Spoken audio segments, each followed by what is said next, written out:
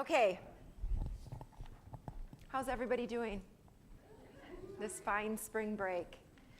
Yes, Joanne and I were just chatting about how it seems like so busy, and it's spring break week. It's supposed to be calm, and it's super busy.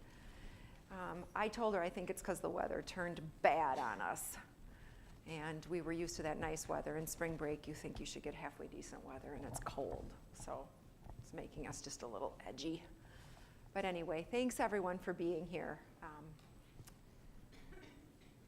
and plugging away at getting ready for the end of the school year. I'm going to today just quickly, we're going to do an abbreviated version of what we talked about last night. It was about a 2-hour meeting, so we'll condense it, and then we're definitely going to save some time for good news this month.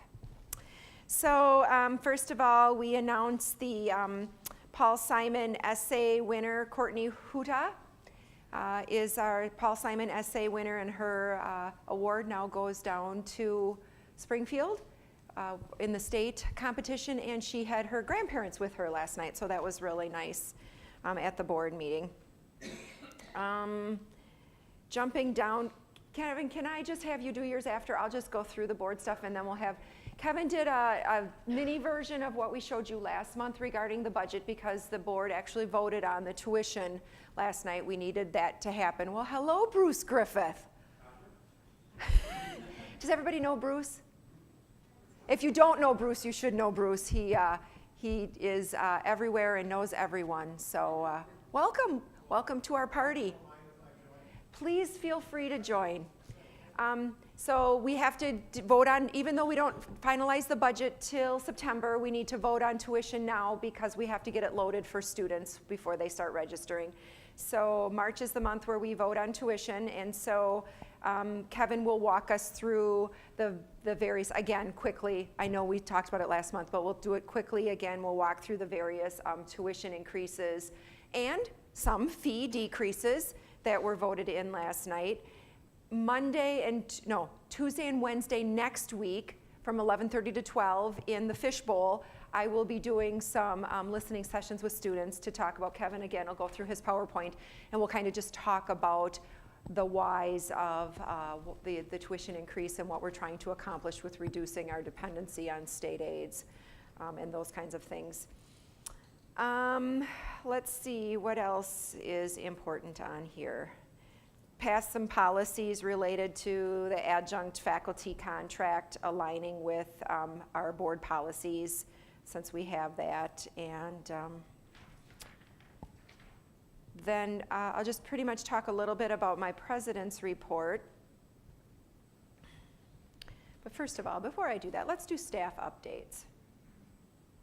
So Missy Gillis is not here yet, but she starts next week. Look at all the people who know this. That's so darn impressive. We're not excited about her coming or anything, are we? So Missy Gillis is coming to us from NIU. She's going to oversee some transfer activities and pathway activities. She's got great experience. She used to work in the transfer center at NIU. So we're very excited to have her working here as the Director of Outreach and Recruitment. So that will be a great addition to our staff. It's kind of Michelle's replacement, sort of. At least that's the money we're using. We have Keith. Keith, I think I saw you here, didn't I? Stand up, Keith, so everybody can see you. Keith Weiss is our new trio director. He has been here for a couple of weeks, week and a half. We welcome you to Kish. You are coming to us from which college? Lake Forest College. Going to do a great job with our students, and welcome aboard. Yes.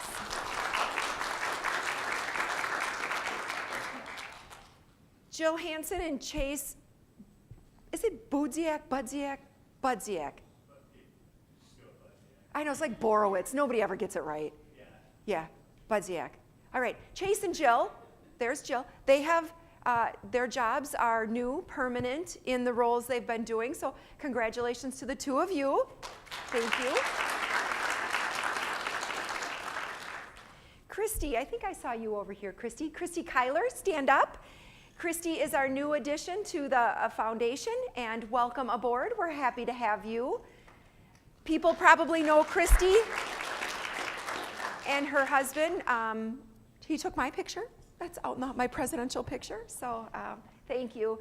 Christy's does a lot philanthropically in the community and has a great network of resources. So we welcome her, and Bill's happy to have her, as we all are. Bethany, the greenhouse person, is she here? She starts tomorrow. Okay, she starts tomorrow too. Great, glad to have somebody in the greenhouse as we're gearing up for spring. It's already full? Oh, I'm gonna have to get out there and check it out. Very good.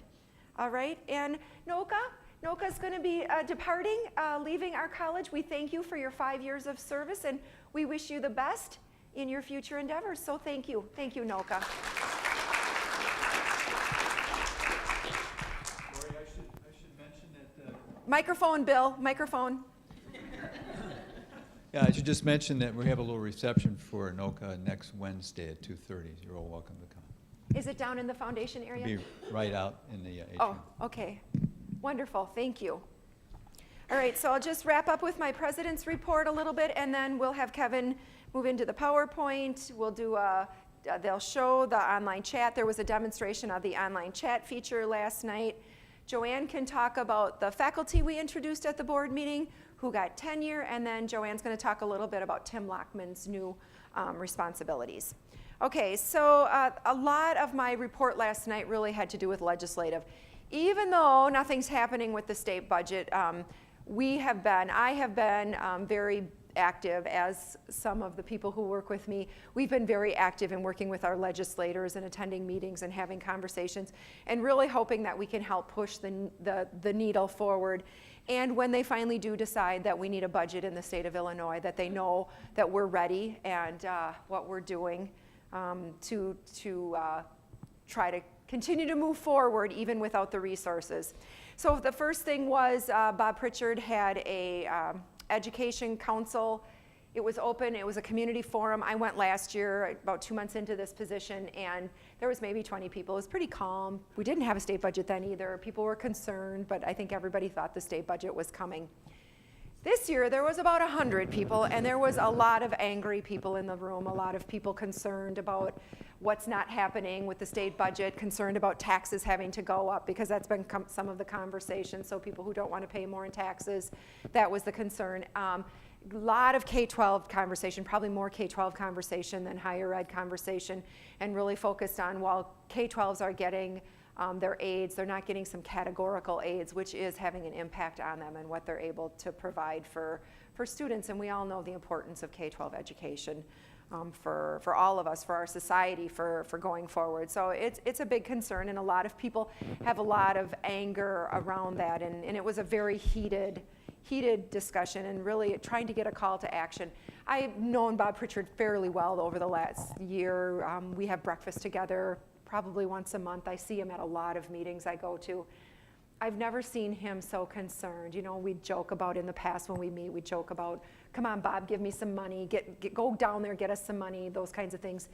He literally, I've seen a change in him the past couple of months. He's afraid for the state of Illinois. He's afraid of what's happening. And he said, people, we have to be concerned about what's not happening and where the state of Illinois is heading. So that was a little bit of a turn, and I really saw it that night. Joanne was there as well, and I think we really saw his level of concern over what's not happening in Springfield. Then the next day, Bill and I went over to Rochelle and met with Tom Demmer, who's also in the House with Bob, and had spent about an hour there, had a really good conversation, talked a lot about Kish, talked about our report to the community and a lot of the really good things that are happening, talked a lot about our funding sources and how that impacts us with not having the state aids, and then we kind of asked him, well, what could cause the state to finally get a budget? And he said he was surprised that it hadn't happened yet, but there were really 3 things that could happen maybe that would push the state forward and actually finally getting a budget. One was to have the state of Illinois bonds downgraded to junk, which some are predicting is not too far away. The issue is why that would be critical is because in order to really help the fiscal issues, we need to, the state needs to issue some bonds to pay down debt. We have so much debt accumulating in this state. If the bonds go to junk bond status, no one will buy our bonds, the state of Illinois bonds. And so then we can't restructure the debt. So if you can't restructure your debt, how do you get out of debt? How do you ever survive this? And he said if we go to junk bond status, he doesn't know if Illinois is ever going to get out of their fiscal problems. So that was one. Then he also said if ASME goes on strike, the public employees, if they go on strike, or if Lisa Madigan had filed for the payments to state employees to stop, and if that happens as well, because that'll shut down the state government.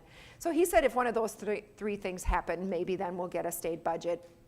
But other than that, it's just, the grand bargain. Why did the grand bargain get stopped? Well, because there really wasn't enough votes, and as a legislature, you don't want to vote for something is going to fail, because then you go back to your communities and they're like, well, you voted for a tax increase, even though it never happened. And so he said you put yourself out there and it just causes problems. So then that's when they stop votes, and that's why that grand bargain vote was stopped, because they knew it wasn't going to pass. They knew that there just weren't enough votes out there. So it's an interesting situation. And as I was listening to Tom and thinking all this, I'm like, oh my gosh, why am I in Illinois? What's going on in Illinois?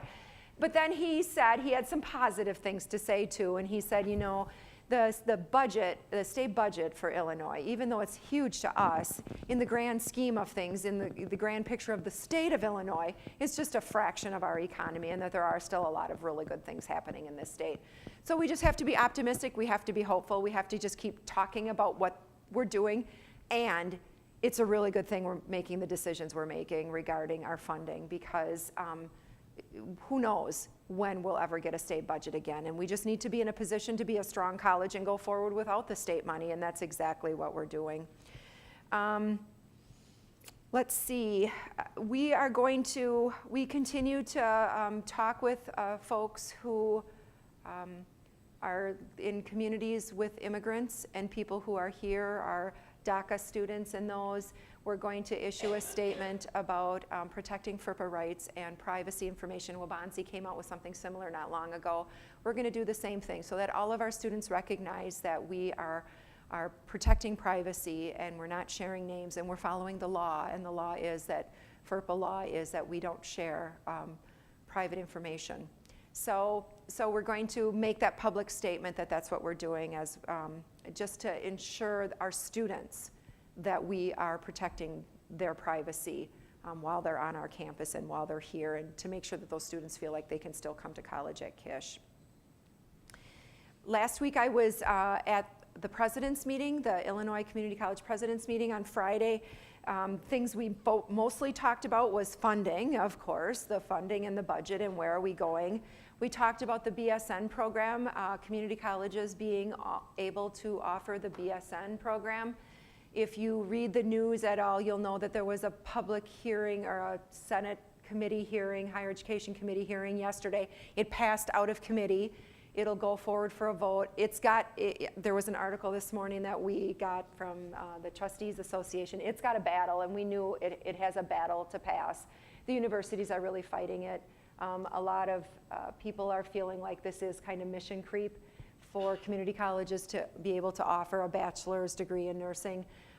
But the issue is that there's such a nursing shortage in this country. Lots of states, community colleges are starting to offer a bachelor's in science and nursing. And the issue is maybe not so much for us, because Northern's down the road, although they have a capacity limit and not everybody can get in. But in areas where you don't have four-year universities, there are severe nursing shortages. And so this just tries to respond to that. So it'll be interesting to see where that goes.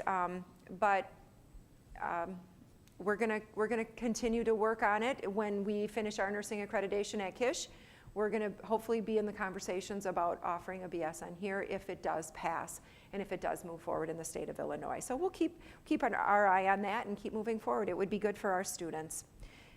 The other conversation that happened was there was talk about Karen Hunter Anderson, who is the head of the Illinois Community College Board. She's the director. She recently has been temporarily appointed to also lead the Illinois Board of Higher Education. So it's kind of combining the leadership of the university system and the leadership of the community college system. And so we had a lot of conversation at the president's meeting about where is that going? What does that mean when one leader leads two? And I understand in the history of the state of Illinois, there has been some talk about consolidation, and is that the direction we're going again? And community colleges universally would prefer to not do that because it's hard to not be overshadowed by the universities. So just conversation, we'll see how that goes.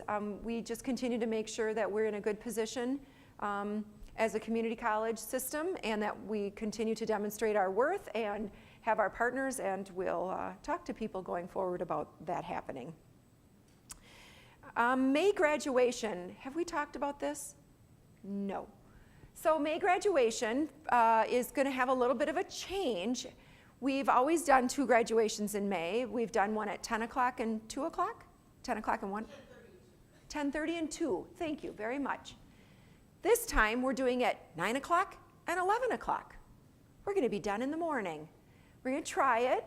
We'll see how it goes. It's going to be a little crazy busy, but we're going to give it a whirl just to see if we can't, now that we've kind of condensed the ceremony, shortened it up a little bit, get people in and out, and then staff and families and graduates have a good half a day on Saturday to still enjoy time with their family and friends. So we give it a whirl, see how it goes. This is a recommendation that came out of the graduation committee, and I think it's a great idea, and I think we should try it.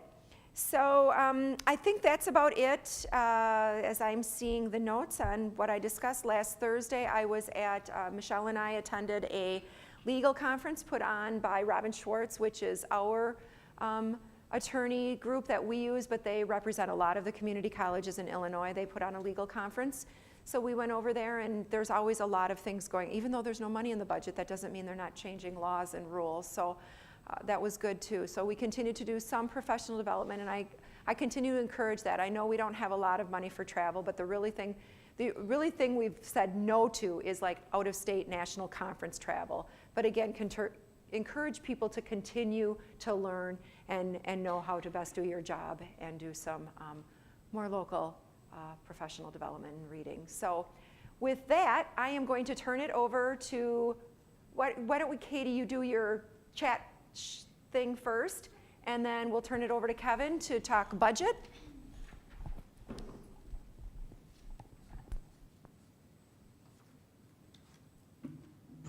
Good afternoon. How's everybody doing? Good. I know. Everyone's so quiet.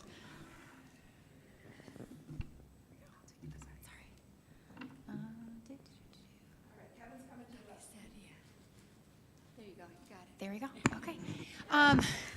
Magic. Kevin steps up and it's on. I mentioned last month at the presidential briefing, right at the end, that we were going to come back this month and share an online chat feature that between marketing and IT and enrollment services we have been working on since last fall. And there was a group of us that got together to investigate 3 different live chat options, and we selected the vendor of live chat. And we're really excited. Enrollment services went live with it 3 weeks ago. So Sonia, who from Enrollment Services has really been spearheading the implementation from their end, is just going to walk through briefly where it's at on the website and tell us a little bit about what they are using it for chatting with prospective students. Thank you, Katie. So just before I kind of go into that, I just really wanted to share that the online chat feature really evolved as the institution saw a need to improve some of our services. And some of those services include reducing our phone calls to enrollment services, enhanced customer services, or customer service in general to our students, but most importantly, a direct line of communication to them. And so I really wanted just to give you an understanding of how valuable this is for our students, but also why I'm so excited about being part of this initiative. And so what I'd like to show to you here today is kind of where our online chat lives. But before I do that, I actually want to let you know that right now we have 4 trained agents, including myself. 3 of the support staff, truly though, are the ones behind doing all the tedious work in terms of answering the questions of our students, building the canned responses that is available for our students. And I really want to recognize them because I know that they're here right now for most of them. So if I could just get a moment to have Linda Smith stand up. and also Tracy Comodina, if she's here. And then we also have Miss Denise Fry. I was looking for her at the same time. Oh, there she is. So the online chat is currently available from 9 to 4, Monday through Friday, so it's an exciting opportunity for our students to connect with our staff in a new venue, different platform. And from 8 to 9, our agents are answering questions left from the night before. So those are turned into tickets, and those tickets are answered during that time. So it's been, wonderful, where our students have had many questions. Right now we have questions from the academics, what programs do you have, in addition to how do you enroll in college. So we have a variety of those questions. So now really turning it over here to the screen as I wrap up here, but really wanting everybody to know that the online chat icon lives on the admissions section of our website. Whoops. Okay. Here, so let me, this is, whoops. No, it won't let me. Hold on 1 minute if I can get the mouse here. There we go. So you can see here the chat with us box is green, so it's very visible to our students. Right now it says leave a message, so that means we're offline. So as soon as an agent is available, the message will switch over, okay? So any time that a student goes into why Kishwaukee College, or new students or high school students, financial or more information, they will always see the chat with us option. And so at this point in time, as Katie already mentioned, we've had this available for our students and community members for 3 weeks. So we're still looking at analytics, reporting, but just some quick numbers for you is that we've had about 35 students chatting with us in the last 3 weeks. So, and just a quick overview about it. I just wanted to let everybody know where it lived and where it was at, in case you have any students or you run into a student that may have questions. So thank you. Any questions on the live chat? Any questions? No? Oh, thanks. What's the button say when it's live? Chat now? Yep, chat now. Okay. Well, thank you, guys.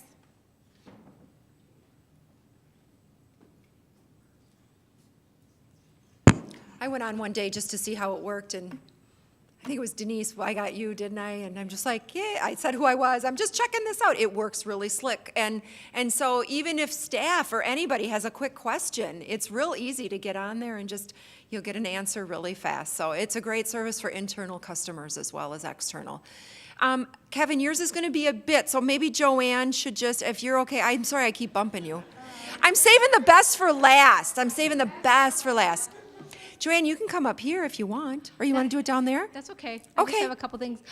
First, as Lori said last night, we welcomed 12 new faculty to tenure rank. So we were excited about that. And it is spring break, but 5 actually came and were introduced to the board. And we hope to get a chance to have the other 7 come. And I also want to let everyone know that part of that process is they have to do tenure track projects. And this year what we're going to do is during Professional Development Day, during the lunchtime, they're going to put together a poster session, kind of like at a research poster, about their project and man those and be able to answer any questions you have. So I really encourage people to look. It's a wide range. Some are very focused on maybe their discipline, a math discipline. Some are wider that have more cross-divisional and cross-department focus. So please support them in that, and ask some really good questions when you see them and try to stump them. No, not really. The second thing is I have had a lot of questions about the new position, additional role that Tim Lockman has been fulfilling right now, and I wanted to kind of differentiate that because the questions I've been having is, well, if I need technical assistance, do I go to Brian Magnuson or do I go to Tim Lockman? And so I was trying to think of what are some easy ways to do this. And I think of Brian Magnuson as the technical or the instructional technologist. So he's the person when we have questions about tools. So if we're trying to understand how to use our course management system, or how to get a wider learning about the different tools within that, we want to see Brian. What Tim's getting is a certificate in instructional design. So that's actually what I'm going to put on the portal or on the learning management system. So he's using learning theory, pedagogical approaches, and helping people to, whether it's a backward design model, or there's about 10 different models, but how do you develop content that engages students, motivates them, what are some of the assessments, and developing those learning experiences. So he's more of the, I need to create the course, how do I do that? And that's his focus. Now that it's been created, and what are some of the really good pedagogical strategies I can do to engage students in that content? Now I don't know really, I have some questions about how do I do such and such on D2L, or Brightspace as it's called now. Then you go see Brian. So, any questions on that? I know it can seem confusing, but one is the tools and one is the pedagogy and the content, if that makes sense. Okay, well, thank you. Thank you, Joanne. Are the names of the faculty who have tenure or are receiving tenure, are they posted anywhere? They're in the board packet, and I can send an email and I'll put it on the portal. Put it on the portal? Okay, we'll put on the portal and congratulate them, because that's really quite an accomplishment for them, so thank you. All right, Kevin, no! Let's welcome Kevin! We have to have some fun on spring break. Good afternoon, everybody. I'm glad to be here.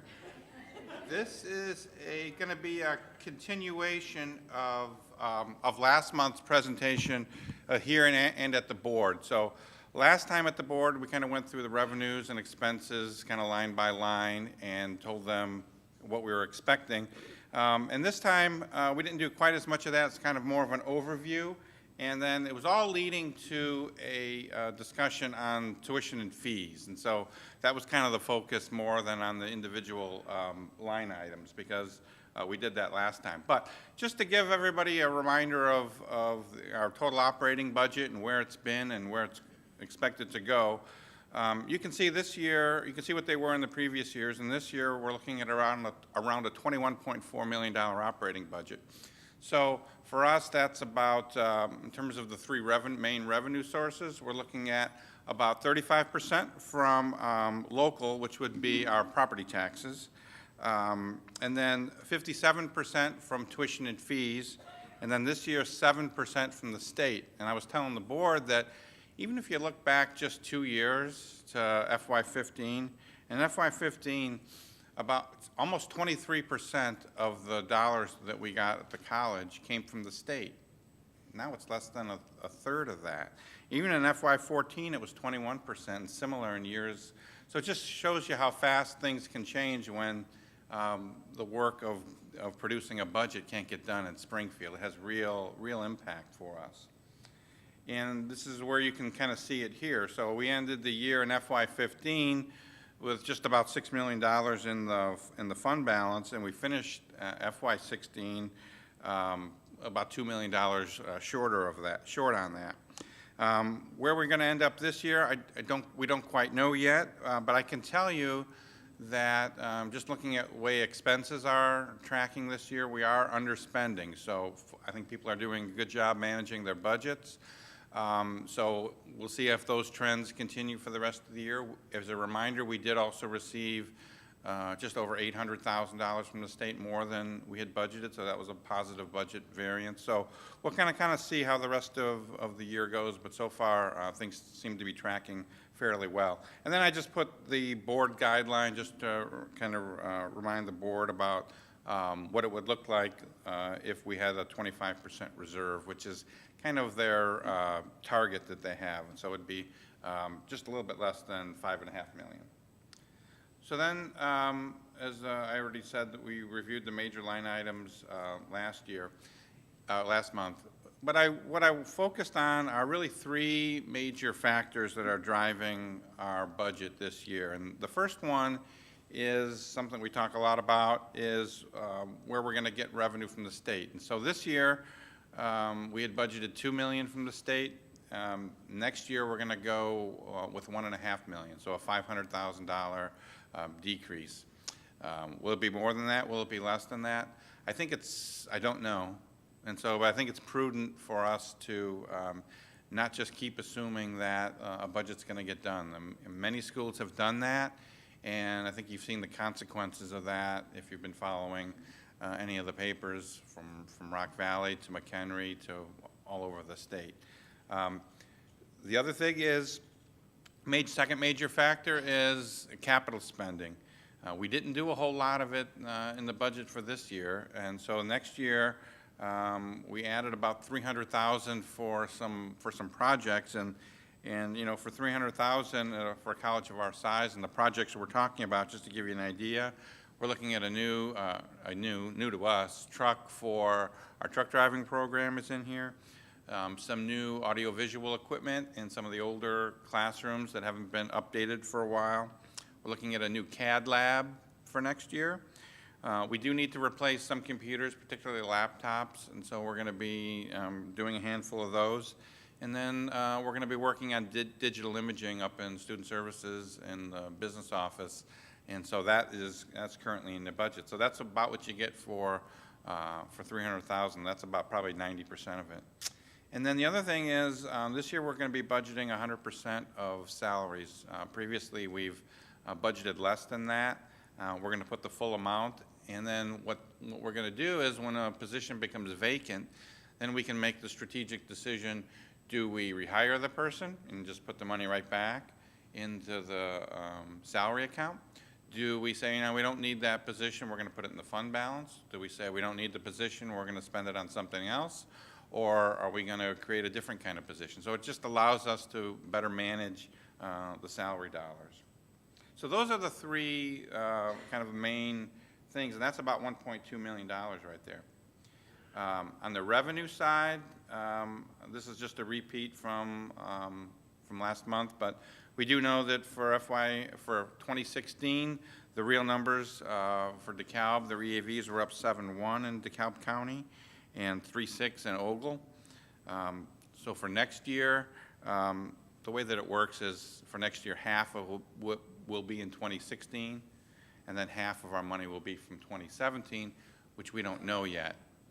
And so where do we assume? Well, we assumed a 2.1% growth for next year. And so what that means with these assumptions is about a $441,000 increase on the revenue side, so that's good news. And then we come down here and we're going to have to take it right away. So those are pretty much will offset each other. So that only leaves one other major revenue source for us, and that was the main focus of what we talked about last night. And so it's consistent from what we talked up to them about in February, and so this was kind of a final discussion on it, and I just want to review what the recommendation was. So on the tuition side, we'll be looking up going up $10. 8 of that will go into the operating funds. 2 of it will go into a special fund that will help pay for the bond that we issued to pay for the student center. So some of the money for the construction of that came from a bond whose payback revenue was tuition. And so what happened was when they originally set that up, we had 85,000 credit hours. And so, you know, this year we're going to have 68. And so the dollars that were generated from the tuition set aside just aren't enough anymore. So we need to add, we'll be adding $2 to that. We also asked for a $5 increase in the technology fee, while at the same time eliminating the $30 online course fee. And so what really this does is it's really a net effect of, for the education fund, of $3 when you take it away and you add the 5. So it's really a $3 increase, and that $3 increase is going to really pay for the, if you remember from previous meetings we've talked about, I've talked about it and RJ talked about the technology plan. and some of the software that I know a number of you are working on. There's some Elucian things going on with consulting, and so that's going to pay for that, as well as some of the other technology that we're talking about, assessment software and so forth. And then we did expand differential tuition for 10 different programs, and so the way that will work would be and we're going to phase it in. So for the first year courses for those programs, we'd be charging 150%, so an additional 50% tuition for those courses. And then, but it would only be for the first year, and then next year we would phase it in. So if somebody currently in the program can finish it out at the current rate. And so, I mean, the idea here is it's always a struggle, right? Because another way to raise this kind of money would be just to increase tuition for the whole school. So we could have added another $2 or $3 onto there, and that would have done it too. So the issue is how to help make these programs more sustainable would be to focus the increase here on the people and the programs that are where they have a situation where they're not generating enough to pay their expenses. So this helps focus it in on those programs rather than raising it for everybody. Again, trying to be fair. And when you do this kind of thing, there's ICCB rules and so forth, so you have to look at how much it costs here at the college per student, then you divide it by 3, and your average tuition can't be more than that. So I just reminded the board that we did that calculation, and there aren't any issues for us there. At the same time, we're increasing some of the other things. We are eliminating and reducing course fees to the tune of about $110,000 next year. So Joanne at the meeting last night had a list of all the courses and all their fees, and if you were to add all those up, we'd be looking at a reduction. So we asked the board to approve those. And then I talked last time about this, what we're calling a lab and studio fee. And this is for situations where we have courses where maybe there are, where the contact hours exceed the credit hours. So you might have a course that has 5 contact hours, so it meets 5 hours a week. But it's only a 3 credit hour class. And the student pays the 3 credit hours, even though as a college, we're paying the instructor 5. And so in thinking of ways to, again, make it fair and make it equitable, what we decided to do here is to charge kind of half tuition for that difference. So if it's a 5 credit hour course, a 4 credit hour course, and a 5 contact hour, 5 minus 4 is 1, we would charge half tuition, or a $69.50 fee for that course. Again, just to help make sure we're paying, at least able to meet the expenses for that course. And the last thing on the revenue side that's an increase is for truck driving revenue, not because we increased tuition, but just because of the increase in enrollment in there. And so Joanne and Joe Dom in that area have done a really nice job reaching out to ComEd, NICOR, and students to get enrollment up. And so that's a positive on the revenue side. So this was the recommendation that we brought to the board, and they did ultimately approve it last night. And then I just talked briefly about, on the expense side, there really weren't very many major changes from the last time that we met in February. We did add a new truck and digital imaging to the capital line. We added, we kind of underestimated how much it would cost for the assessment software going forward, so we added that. And we added some student worker money as well. And so when you take the revenue, when you take the expenses and everything that I've talked about, we do end up with a balanced budget with a small contingency, and I think it's right now it's like about 0.5% of the total budget in contingency, just over $100,000. So that information was shared with the board, and again, they did approve the tuition increase. As Dr. Borowitz said, the actual budget doesn't get approved until September, and so between now and then, there's certain refinements that go, and we'll keep. This is kind of the second look at the budget now. So as we get further and further into the year, next year's numbers become more and more final and more hard numbers. So that was the update. Thank you.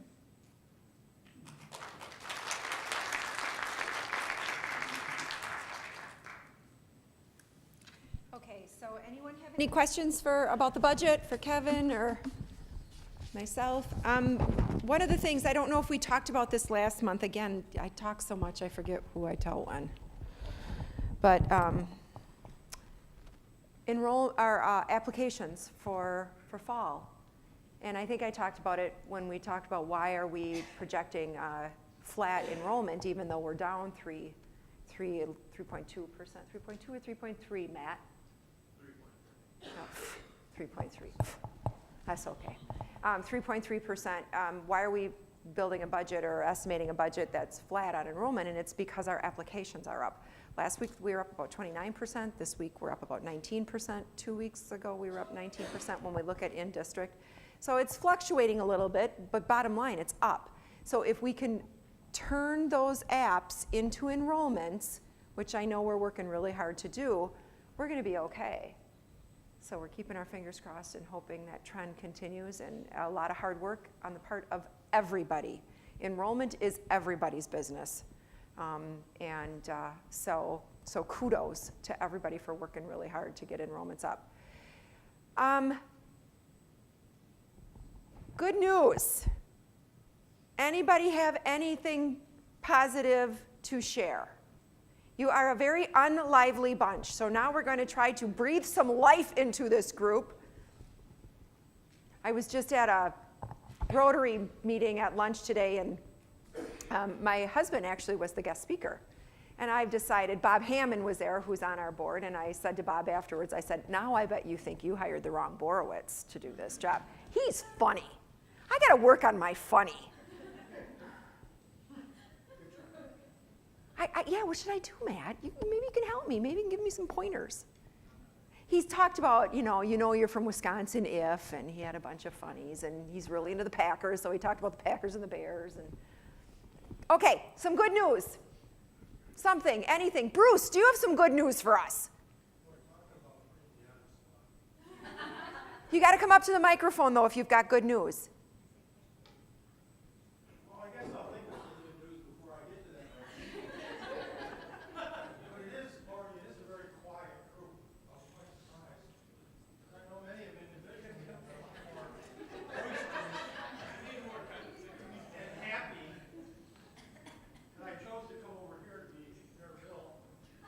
I saw your wife today, too, Bruce.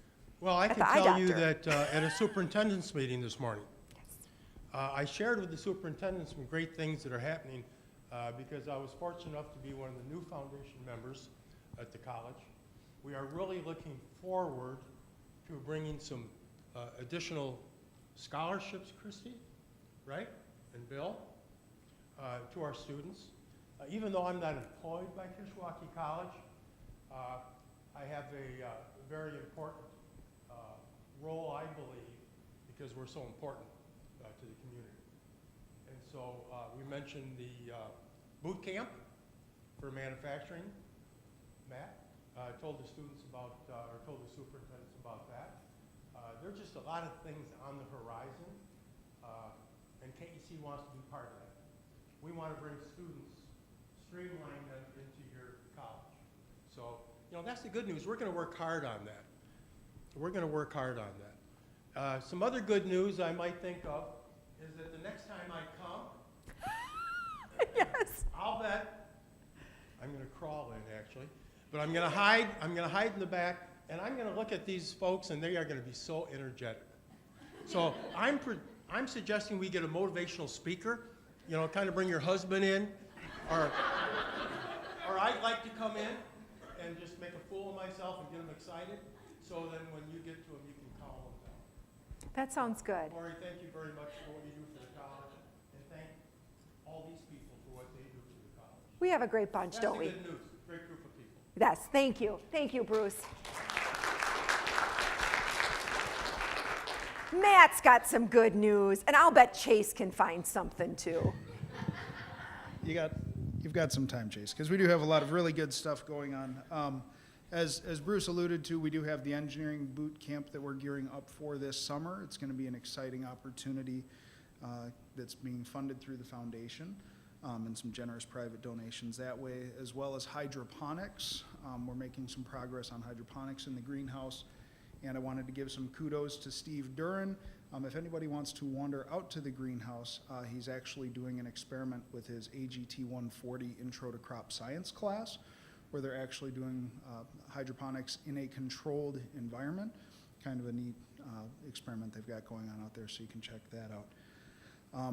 If you looked in the highlights, we had the recognition that last Friday, I think it was, we had the IDEA, so the Regional Illinois Drafting Educators Association. We had students from GK, so Genoa Kingston, and Rochelle here, along with students from Jefferson High School in Rockford. So we had, I believe, 36 students here competing in that, and there's great career opportunities in CAD, which then leads me to my next kudos. Is Laura here? Mm-hmm. Laura? Oh, right there you are. So kudos to Laura for all of the great press releases, and I hope you noticed even the story about everybody up on the website welcoming our new folks. So good job, Laura. It's been a ton. When you see those press releases in the President's Report, a lot of great stuff there. Yes. Woohoo! Additional kudos. Tomorrow, we actually have the entire diesel department, as part of our dual credit enhancement grant, are actually going up to Johnsburg High School up near McHenry to work on dual credit agreements related to our diesel program. They have a high school diesel program that's well regarded in the state through Skills USA. So we've got great stuff going on there, and I feel like I'm rambling, but there's just a ton of great stuff going on. So even though earlier today, bring in the hook. No. Little competition going on now. Yeah, no, but even though many of us were reflecting earlier today about just kind of being tired and wow, it's spring break, and but there's so much really good stuff going on. We've got a great crew, everybody here and those who are home today, but really good things going on. So Thank you. I just wanted to follow up on the trend that Matt was talking about. You can tell that high school partnerships has been one of our goals this year because Matt noted a bunch of different efforts that we're doing to try to pull in high school students. And in ACSS, we also received a foundation award last year to bring the juried high school art show on campus. So March 1st, we had 4 of our feeder high schools came, and we have 75 artworks from high school students in the area that are still on display in the gallery, and they will be here through, I think, the 28th of March. So stop by if you haven't already. And I want to thank my team that helped put on the art show, specifically Miss Mindy Lang. Her event planning skills are a secret, so please don't tell everyone because she's working for ACSS. She has to do our events, but she's very fabulous. So it was a great event, and already Sycamore High School has called and asked our faculty member to come and talk to their students on a Friday and to come and talk more about the summer classes that we offer. So it's nice when those kinds of events give you a little bit of an extra push out there. So very good. Thank you. Okay, now we've got stuff cooking.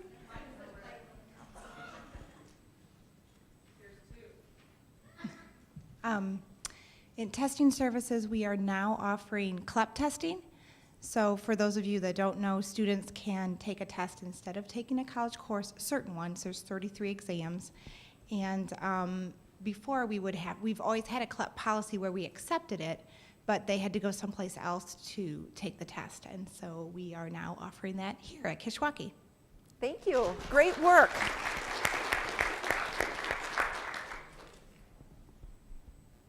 So we're talking about needing some energy.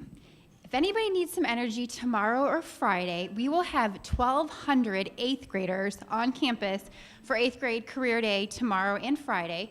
And just want to give a kudos to all the KISH staff that are participating. So we switched up the 8th grade career day last year where instead of bringing in 30 professionals or so from the community, we now have 9 different career paths that the students can choose from. And a lot of those career paths have our faculty and staff presenting information on those careers. Rhonda from marketing is being in there.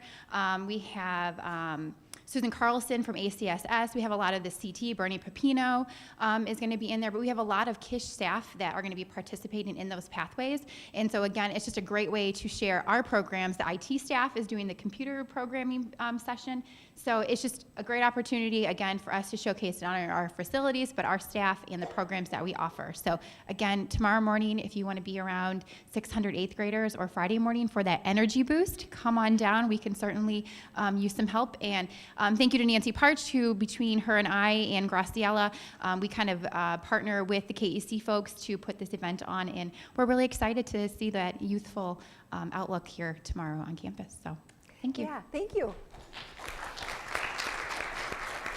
It's been really quiet on campus, so yeah, we'll have some energy. And probably why everybody's quiet. You can get up, Chase. I killed your name, so get up. But people are working hard, and everyone's just tired. So go ahead. Go ahead. This week does feel like a week full of Fridays. So I have two specific goings-ons in the MSB division that I'd like to share. The first, one of the 7 MSB faculty members that was approved for tenure yesterday, Dominica Blaylock, as part of her tenure project was to create a Foundations of Mathematics course, which would essentially take the place of our developmental algebra sequence while students are still in high school.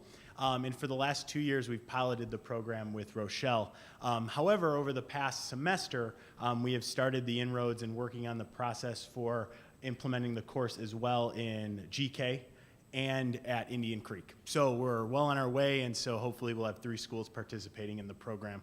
The second goings-on is that in April 28th, it's a Friday, we will be welcoming a speaker from the Dana Center at the University of Texas at Austin to come here on campus to provide a keynote seminar and a workshop on mathematics pathways in both developmental and in regular mathematics. And this speaker is funded by the Pathways to Results grant, so it's not on the back of the college, but it is a really great opportunity in which we are bringing the expert here and inviting mathematics faculty and administrators from around the state to participate. So those are 2 things I'd like to share. And awesome. Even I'm learning things.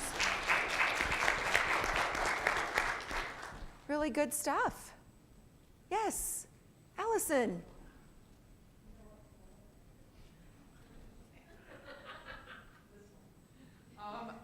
As you all, most of you know, I coordinate the student awards ceremony, and I just finished the spreadsheet. I believe I have about 82 students who are being recognized. 4 o'clock, April 11th. It's a Tuesday afternoon. Please come and support your students. It's a really great evening. We try to keep it, we'll keep it within an hour, so it's in and out. Nice reception afterwards, but the more faculty and staff we have on campus, the more welcome the students feel, and all the family are there, so it's really to see that connection between the students and the family. Thank you. Very exciting. Oh, look at this. Okay, so you were a quiet group, but lots more talking going on, so. Well, this one is more of a congratulations. Okay. Even though she's not here, she's at a meeting. Many of you all may not know or may know, but Lucretia Conan is actually my oldest sister.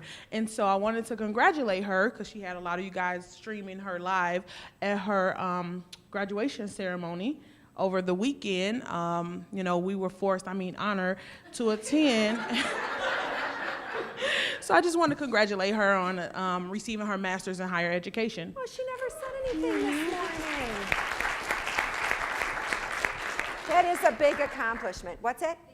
They do the graduate officially Friday. She turned her last thing in before we done this morning. Okay, good for her. Well, that's awesome. Yeah, we all know those theses and dissertations and all of that stuff at the end of these advanced degrees are a lot of work. So congratulations to her.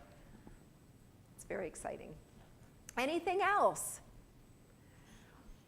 Okay, so look at this, all these newbies who never do this. So I just also wanted to share that enrollment services just went live with a new transcript process on March 6th. And so also kudos to Regina and to Kim in enrollment services who really got that off the ground. And so now we're able to really streamline providing our students with those transcripts in an electronic format. So no more hopefully cutting down all the mailing that we do.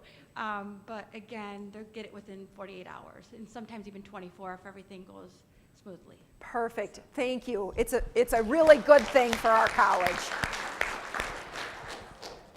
And I wanted to spread the news of a few more kudos to give to people. Most of the people who work either in the library or in the testing and tutoring support services are introverts, so they prefer their praise when they're not around.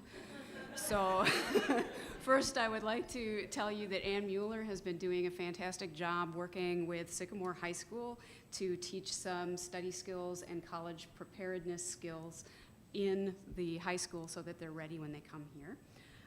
And I wanted to say that Jennifer Jossendahl and Pernevlon Ellis have been very helpful in the World War I in America grant that the library got with the Library of America and the Gilder Lehrman Institute. We've had 3 of our 5 programs so far this semester, with 31 in attendance at the first program, 52 in the second, and 22 in the third. And I know a lot of you have been around long enough to know that double digits is is really cool.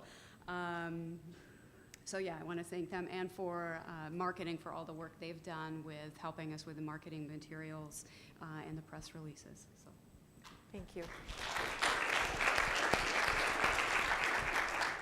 All right. Well, thank you, everyone. Thanks for all you do every day. I continue to be humbled and honored. It warms my heart to hear all of the things that are going on that you're all doing. We're all working really hard for our communities, for our college, and I continue to be honored to be your president. Thank you. Get some rest.